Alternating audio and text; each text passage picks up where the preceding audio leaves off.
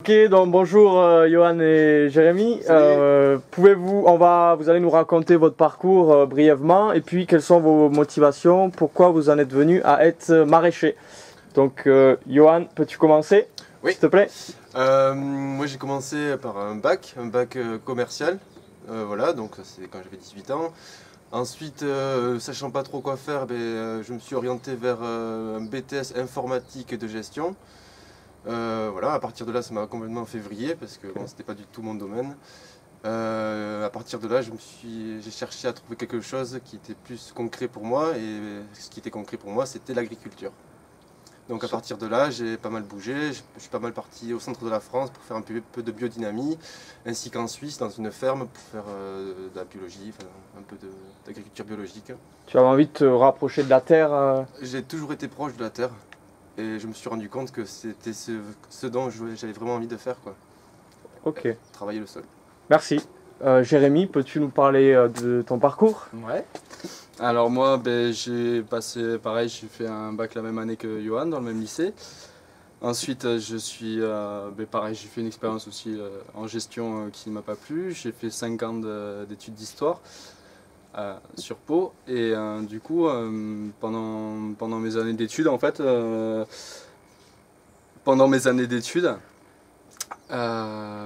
je cherchais un moyen de militer en faveur de l'environnement et en faveur d'une société plus égalitaire, plus juste aussi, plus humaine. Et petit à petit m'est venue l'idée en fait de créer un jardin, de devenir en fait maraîcher en agriculture bio. Parce que ça m'a paru être le moyen le plus concret aussi, un peu comme Yo, de retourner à la terre et puis surtout de montrer un exemple, disons, positif par rapport à toutes les aberrations qu'on peut voir aujourd'hui dans de multiples domaines. Voilà. Ok, oui, et quelles sont vos motivations du coup? Quelles ont été vos motivations pour vous lancer, Jérémy? Et moi du coup je réfléchissais à des alternatives de société, au changement beaucoup, et puis y réfléchir sans proposer de solutions concrètes en fait, ça m'est apparu stérile, donc il a fallu vraiment que je fasse quelque chose de concret pour sentir ton impact, pour avoir un impact sur l'avenir. Ok. Ouais. Johan, du coup Ma motivation première, c'est vraiment le lieu. C'est vraiment, je suis attaché à cette terre et du coup, j'avais vraiment envie de revenir ici et de bosser ici. J'ai eu l'occasion de pouvoir reprendre une ferme en Suisse, mais c'était pas possible. C'est le lieu qui ne correspondait pas. C'était vraiment ici que je voulais revenir, quoi, et travailler la terre, vraiment la terre, quoi. Ok, donc redévelopper le local, quoi. Redévelopper le local, ouais. Oui, agriculture, donc culture c'est honorer, et agri c'est la terre, donc agriculture c'est honorer la terre. Donc tu nous disais que en fait toi tu vois que c'est pas juste soutirer quelque chose, c'est le respect de la nature. Oui, c'est ça, c'est retrouver, c'est respecter la nature, c'est avancer avec elle, déjà vivre avec elle, parce qu'on vit au cycle des saisons, retrouver la magie, comme tu disais, de voir germer une graine, c'est magique, et c'est pas juste regarder la graine pour ce qu'elle va t'apporter en termes d'argent en fait. C'est totalement à l'opposé de ça ce qu'on fait. Donc c'est revivre avec la nature et du coup créer un jardin naturel où on va avoir des oiseaux, des abeilles sauvages et le foisonnement de la vie, quoi. Ouais, un écosystème. Donc allier la démarche de l'entreprise avec le respect de la nature et la compréhension de la nature. Ouais. Sans faire de compromis sur le respect de la nature. Du coup, parce que c'est un peu délicat d'allier, d'essayer d'être productif et du coup de vivre, de se dégager de salaire, de vivre de ça, et d'un autre côté de créer un jardin qui soit beau et riche en biodiversité. Mais c'est possible d'articuler, nous c'est ce qu'on essaye de faire, avec plein de... D'où votre méthode où vous avez essayé de planter des vergers en lien avec les cultures, donc un système qui se rapprocherait de l'agroforesterie. Voilà, c'est ça. Ouais. Donc là par exemple pour l'agroforesterie, il s'agit c'est des lignes d'arbres qui ont été plantées nord-sud dès la première année, dès le premier hiver. Donc c'est des arbres qui ont été plantés à intervalle de 7 mètres, donc entre rangs et entre lignes, entre rangs sur la ligne quoi. Donc ce qui permet justement d'avoir suffisamment de place au milieu pour pouvoir cultiver, enfin, du moins les premières années. Après peut-être dans 15 ans on changera de système de production parce que peut-être que les arbres seront trop grands, prendront trop de lumière. Pour l'instant on n'y est pas encore, mais pour l'instant voilà, on fait comme ça. Et pour l'instant, il n'y a que du positif quoi. Ok, oui, ça va vous permettre de diversifier les productions. Du bois à terme, tu disais. Du bois, de la matière organique, les feuilles qui tombent au sol, les racines des arbres justement qui structurent le sol, qui font remonter les éléments minéraux pour le rendre assimilable aux plantes. Très bien, ouais. Il n'y a que du positif avec les arbres. Ça dépend après quels arbres. Ouais. Voilà. Oui, par exemple, par mettre un conifère qui va acidifier le sol ou quelque chose comme ça. Oui, ou bien les arbres fruitiers justement à noyaux, justement qui ont des racines traçantes, justement, qui font concurrence aux légumes quoi. Ah, intéressant. Okay. Justement en agroforesterie c'est plutôt les fruitiers justement à pépins, donc les poires, les pommes justement qui auront des racines qui iront plus profond et qui vont pas justement faire concurrence quoi. Ok, très bien. Ça me fait penser, donc oui, on vous comprend si vous voulez produire sans polluer, en respect de la nature. Et au niveau, vous me parliez des semences la dernière fois, donc qu'est-ce que vous faites avec les semences en fait? Mais ce qu'on essaie de faire, c'est d'essayer de récupérer un maximum de semences d'une année sur l'autre. Essayer, parce que c'est pas tout le temps évident de le faire, de le mettre en place, parce que c'est quand même du temps, beaucoup d'observations. Enfin, c'est vraiment, il faut être vraiment précis, il faut bien faire les semences quand même. Donc ça prend du temps, mais à terme, oui, on aimerait justement pouvoir adapter chaque semence de plantes, de légumes justement à notre sol quoi. À votre terroir. Voilà, voilà. Avoir un pool génétique adapté à votre terroir et qui d'année en année soit de mieux en mieux, à la manière de Pascal Poutz quoi. Ouais, voilà, c'est ça. Ouais. À la base on achète les semences chez un semencier bio du Gers et des variétés anciennes, ils sont très bien, on prend les 3/4 de nos semences viennent de là pour l'instant, mais voilà, à terme on aimerait c'est ça, les adapter. Parce que les terres du Gers, ça va être plutôt de l'argile. Nous, on est vraiment sur du limon. On n'a pas le même climat non plus, il fait plus chaud là-bas qu'ici. Donc vraiment, il faut adapter ces semences quoi.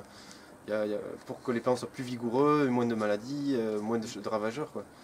Oui, parce que l'agro-industrialisation nous a détruit une grande partie de nos semences en fait. On a perdu beaucoup de graines dans cette histoire. Avant, partout, dans chaque microclimat ou dans chaque région, il y avait ces variétés adaptées, etc. Des variétés voilà. Qui n'existent plus ou en tout cas qui sont plus commercialisées et qui a encore peut-être chez quelques paysans elles survivent. Ouais, ok, d'accord. Mais oui, donc en fait, votre activité rentre dans la sauvegarde des graines et dans redévelopper, enfin, sauvegarder les graines et redévelopper donc des variétés locales et anciennes. Et surtout pas hybridées. Et voilà. Et pas hybridé. Surtout pas hybridé. De ce que je vous vois, vous êtes beaucoup dans le social aussi. Vous faites les marchés, les gens ils viennent ici, sur votre espace, voir ce que vous faites. Donc vous échangez beaucoup, vous discutez beaucoup avec les gens, oui. Ben, ouais. Qu'est-ce que tu en penses? On discute tout le temps avec les gens. Ils sont tout le temps curieux. Ils sont curieux de voir la façon dont on procède, le paillage. Qu'est-ce que c'est le paillage? Pourquoi vous faites ça? Ils sont curieux quoi. Ils sont curieux de nature. Il y a beaucoup de maraîchers ici vers Argelès? Il y en a en maraîchage bio, il y en a un, je crois, il y en a un deuxième qui est en train de s'installer, sans nous compter à nous, et voilà. Mais c'est vrai que même déjà, juste le fait que des gens puissent venir sur une exploitation maraîchère, c'est super rare en fait. Il y en a peu qui ouvrent leur porte. Voilà, peut-être qu'elle est pas. Enfin, nous, notre jardin est beau. Moi, quand j'ai voulu monter ça, c'était aussi pour montrer l'exemple, montrer qu'on pouvait, avec une petite surface, cultiver beaucoup, sans plastique, sans pétrole, avec toute votre modestie aussi. Voilà. Juste montrer qu'on pouvait le faire, n'importe qui. Moi, j'ai pas d'études agronomiques ou biologiques. Mais beaucoup d'envie. Voilà, juste la motivation, et on peut le faire et regarder. Comme vous disiez, la première année, tu as commencé en mettant quelques graines. Voilà. La deuxième année, Johan s'est joint. A apporté pas mal de compétences techniques que j'avais pas aussi, mais dans ta formation, ça a révolutionné ma façon de faire aussi. Mais... Et la troisième année, ça s'est lancé, donc les serres, etc. Voilà. C'est ça. C'est ça qui s'est passé, ouais. Ok. Donc on parlait du social. Donc vous êtes carrément inscrit parmi les acteurs locaux. Donc vous rencontrez des gens. Et qu'est-ce que ça amène? Vous rentrez dans les systèmes d'entraide, le fait de créer des liens Ouais. Est-ce que c'est dans le social, est-ce que c'est de la concurrence ou est-ce que c'est de l'entraide? Voilà, C'est de l'entraide, il n'y a pas de concurrence. Il n'y a vraiment aucune concurrence dans le maraîchage. Déjà, on voit qu'il y a beaucoup de demandes dans le biologique. Voilà. Donc ça, tout de suite, ça annule les problèmes qu'il pourrait y avoir de concurrence, mais après ça, c'est un état d'esprit. Soit tu considères que tu bosses pour l'avènement d'une agriculture bio dans la vallée, ou soit tu considères que tu bosses pour ta pomme et que du coup, s'il y en a un autre qui fait la même chose à côté, tu vas faire moins de chiffres. Ça, c'est une façon ça dépend des façons de concevoir. Mais... Parce que votre logique, c'est d'être autonome avec votre entreprise, mais aussi d'aider la vallée des Gaves et d'aider qu'il y ait de la nourriture locale, biologique, et de développer ses activités, c'est ça? Oui, c'est primordial ça. Que tout le monde, même ici, parce que nous on est ici, mais que tout le monde partout, qu'il y ait suffisamment de fermes maraîchères ou de micro-fermes qui puissent nourrir la population avec des produits sains, accessibles aussi maximum à tous, parce que voilà, plus il y en a, moins ce sera cher aussi, logiquement. Oui, une question d'offre et de demande. Vous pensez que c'est possible que, imaginons, dans quelques décennies, la vallée des Gaves soit autonome en nourriture? Oh, c'est possible. Hein. Qu'est-ce qu'il faudrait? Il faudrait trouver des terres, mettre à disposition à plein de porteurs de projets. Il y en a plein de porteurs de projets. Toutes les semaines, on rencontre des gens qui veulent s'installer, pas forcément dans la vallée, mais qui veulent s'installer en maraîchage ou en élevage. Et les freins, c'est quoi? C'est la politique, le financement, le foncier, l'accès au foncier? Lié au tourisme, parce qu'ici c'est très touristique, donc du coup le prix des terres est excessivement cher. Les agriculteurs, quand ils ont des terres plates, proches de routes, ils veulent le passer en constructible, donc du coup c'est des terres qu'on ne peut plus acheter parce que c'est hors de prix. 60 € le mètre carré par exemple, c'est hors de prix quoi.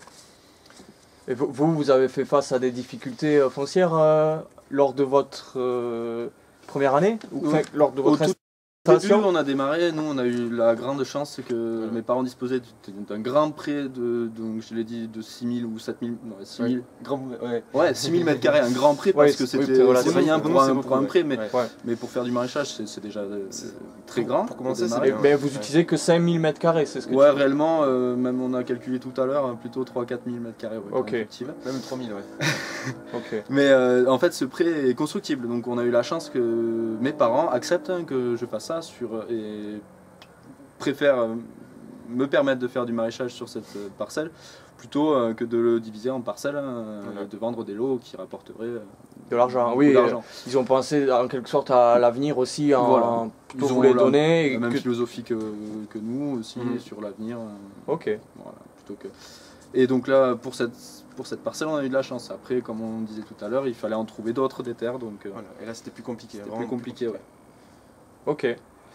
Donc là on parle de l'installation. L'installation, ça veut dire réfléchir au statut, réfléchir SMI, toutes ces choses-là, DGA. Enfin moi je suis pas expert là-dessus. Qu'est-ce que vous auriez à dire aux gens qui voudraient se lancer vis-à-vis de votre jeune expérience et de vos renseignements là-dessus? Oui, mais commencez, lancez-vous, même si vous n'avez pas un hectare, même si vous avez, comme Jérémy a fait, à Pau, quoi, avoir 15 mètres carrés de jardin, juste 15 mètres carrés, c'est rien du tout, mais commencez. T'as commencé comme ça, avec 15 mètres carrés? Quand j'étais étudiant, j'avais un petit bout de pelouse, voilà, en ville. J'ai fait mon jardin. Tu fais tes expériences, et puis voilà. Tu vois si ça accroche ou pas. Il n'y a pas d'erreur que des apprentissages. Tous nos objectifs, il faut avoir des priorités en fait par rapport à ce que tu vas faire. Bien définir son projet voilà, c'est ça que je veux dire. À la base. Bien savoir ce qu'on veut faire. Toi, tu avais une envie des légumes, etc. Et ça a commencé petit. Et au fur et à mesure, les idées se sont développées Moi, je voulais montrer que c'était possible de cultiver sans polluer suffisamment de légumes pour nourrir des gens. Voilà, pour nourrir suffisamment de gens aussi. Et je voulais me le montrer à moi aussi en fait. Et du coup, comme ça fonctionnait et que c'était vrai, j'ai voulu continuer à faire ça. Mais l'objectif, c'était que les gens comprennent qu'on pouvait avoir une façon de produire différente, voilà, et donc de consommer. Ok. Est-ce que vous pouvez parler de votre statut et tout ça, ce que vous me disiez? Si moi demain je veux me lancer en maraîchage, quel statut il faut que j'adopte, sachant qu'il y a une superficie par rapport, Voilà. au nombre de personnes, Voilà. etc. etc. Ce qu'il faut bien savoir, voilà, c'est que si on veut s'installer, si on veut avoir le statut de chef d'exploitation par exemple, il faut savoir que chaque département a une surface minimale pour s'installer. Ça, il faut se renseigner auprès de la Chambre d'agriculture ou de la Confédération paysanne pour vraiment savoir la superficie minimale. Mais dans tous les cas, pour commencer, même si vous avez un grand terrain, il faut commencer petit. Vraiment commencer petit, faire ses expériences et à partir de là, on pourra... Petit et efficace. Petit, efficace, voilà. Et à partir de là, on peut voir si, oui ou non, on peut s'agrandir. Tout dépend des objectifs de chacun. Ok, petit, mais il faut avoir option d'agrandissement. Pas forcément, ça dépend. Ok. Le statut de cotisant solidaire peut convenir à beaucoup de gens, Voilà. et ce statut va avec une superficie relativement petite. Mais avec cette superficie-là, on peut produire beaucoup. Donc il peut convenir très bien à beaucoup de gens et il peut être un statut définitif. Ok. Même s'il ne permet pas d'accéder à une protection sociale, il y a plein d'inconvénients, mais on paye peu de charges. Donc Voilà. ça peut être un bon statut. Moi je conseille vraiment de commencer par ça aussi. Ouais. Vous êtes cotisant solidaire? Yo, il l'a été pendant Je l'ai 2 été ans. pendant 2 ans et du coup là cette année je suis passé chef d'exploitation. Je ne suis pas passé chef d'exploitation parce que je voulais passer chef d'exploitation, d'avoir le titre suprême de l'agriculteur, quoi. Ouais.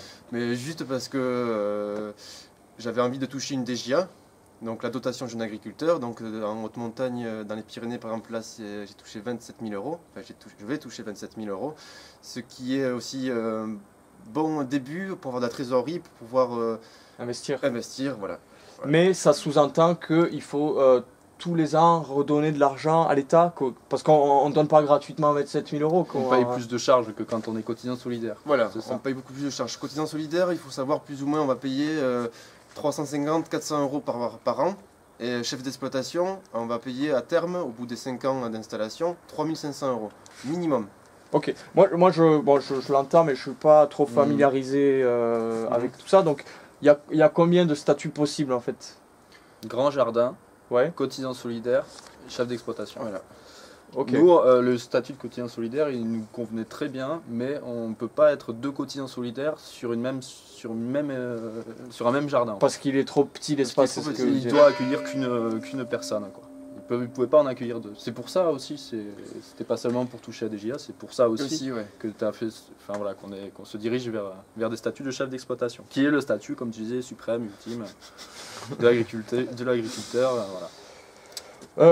Ok, au niveau. Il faut des- prendre que, pardon, juste Vas-y. qu'il faut accéder à ce statut que vraiment après avoir fait ses armes, quoi, minimum. Enfin, Voilà. c'est juste qu'on s'engage, que ça va être lourd, va falloir payer des charges, donc il faut déjà savoir un peu où on va et comment on va tourner, si on va être capable de supporter Parce que, ouais, ça. c'est bien beau. Donc voilà, là on fait une vidéo pour promouvoir le maraîchage, etc. C'est bien, c'est cool. Mais c'est pas non plus la belle vie. Ça veut dire aussi comptabilité. Enfin, il y a des prises de responsabilité derrière. Il faut qu'on le dise aux gens. C'est aussi être sérieux derrière et voilà, regarder les chiffres, etc., etc. Aller Ce voir que- le que maire vous en dites, quand on a des problèmes. Mais ouais, Pourquoi? Bah oui, déjà, si tu as une entreprise, si tu veux aller sur le marché et que ça se passe pas très bien comme avec nous ça s'est passé, ben, il a fallu aller voir le maire, il faut être sérieux, ouais, il faut expliquer un peu, pourquoi Quel est ton quel projet? est ton projet, et, voilà. Ok. Et la comptabilité, qu'est-ce que... voilà, la comptabilité c'est nécessaire que si on est chef d'exploitation. On est cotisant solidaire, on n'a pas besoin de faire comptabilité. Ouais, c'est ce qu'il faut savoir. Après, à partir du moment où on fait la comptabilité, quand on est jeune agriculteur, là du coup il faut la certifier. Donc du coup il faut faire appel à un réseau d'experts comptables ou de comptables. Donc du coup c'est des charges en plus. Ok. après, Ouais, donc voilà. c'est bien réfléchir son statut, Ouais, l'évolution de son statut. Voilà, voilà. C'est Voilà. bien la compta pour une chose.